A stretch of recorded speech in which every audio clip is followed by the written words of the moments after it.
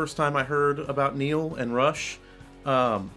I would come in and ask my teacher every week, for another drummer I could check out and another record I could check out. What all could I listen to? I was just so into absorbing everything at that point, especially stuff that was really drum heavy early on. And so I know he pointed me in that direction, and through Tom Sawyer, and I just remember listening to it and thinking it was just really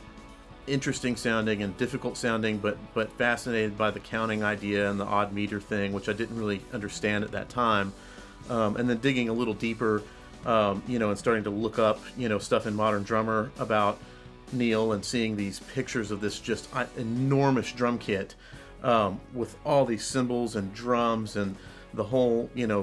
bass drums and octobans and toms everywhere, and thinking that was kind of like the thing to shoot for, that you wanted to be able to get to a place where you could have a kit like that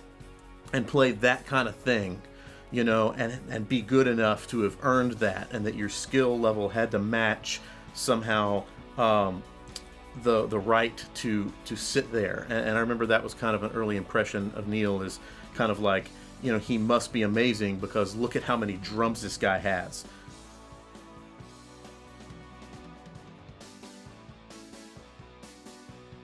Boy, I think that's kind of tough. With what most of us in Nashville do every day, playing country music and singer-songwriter music and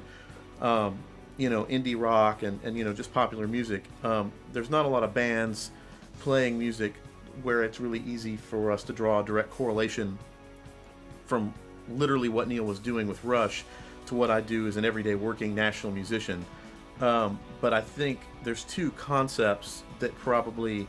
tie in pretty well, from studying Neil and Rush's music. And the first one is just the rhythmic complexity and understanding the meter changes and the odd time signatures and how to work grooves in and around those.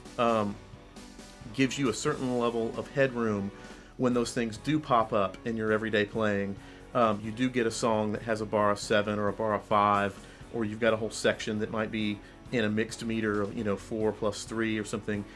Those things don't throw you for a loop, and you're able to kind of quickly compartmentalize that and come up with a groove and a pattern that fits, in part because you've studied music that is even more complex than that. And the second part of it is just the form delineation, the attention to detail in how different sections of songs are treated and how the grooves are orchestrated and what parts of the kit are used and the dynamics associated with it. Neil was very intentional about all those things, and I think you can take stuff like that and that can be applied across the board to pretty much any type of music.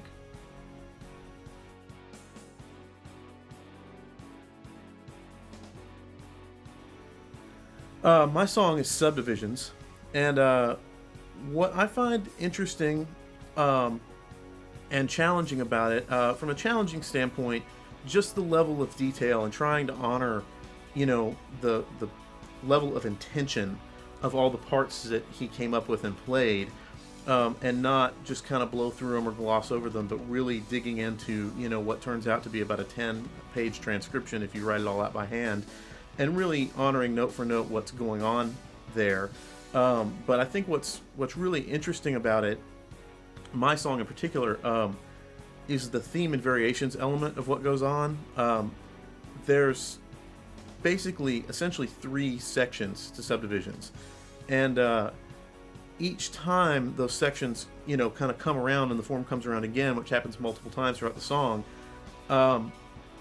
it's always approached with just a slight variation on the theme that he sets forth the first time.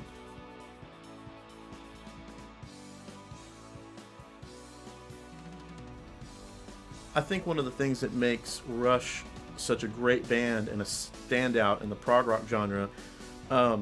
is the fact that they brought in this complexity, especially rhythmically with the meter changes and the odd times and everything, but they mixed it with the harmonic structure and the melodic structure and song structure of rock and roll, and they made it really accessible to people. People could listen to it, and you could still kind of tap your foot to it, but either way you could sing it. Like my grandma can sing the synth riff from Tom Sawyer and have no clue she's singing in 7, but and that's just not true of a lot of the other prog rock and the fusion stuff and the funk stuff. And I've played a lot of that stuff and really enjoy playing it, but I even have a hard time sometimes identifying with it because of the level of improvisation and melodic and harmonic complexity. I think it's just easy to lose your listener. And they kind of found this synthesis between playing really complicated music and really thought out orchestrations and combining it into a style that people loved and the masses loved and musicians loved to play it, and people love to listen to it, and that's why they're still, selling out arenas, and everybody, runs to go see them every time they come to town, because it's accessible music.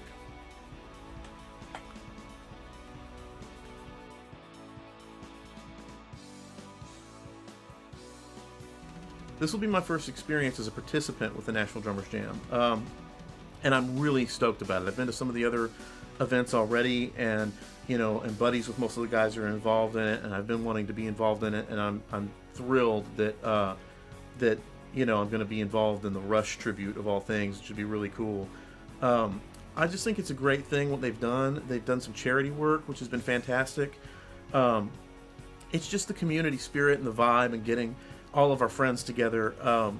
to hang and an excuse to jam and play. But it's more than that, because there's a lot of work going into this. Guys like Chris Nix are putting in just hours upon hours of work to make this happen. And I think it's just so cool to see guys that that play every day for a living, and we don't get to control usually where that happens or when it happens. But we're doing it all the time for a living, and yet they're still taking out all this extra time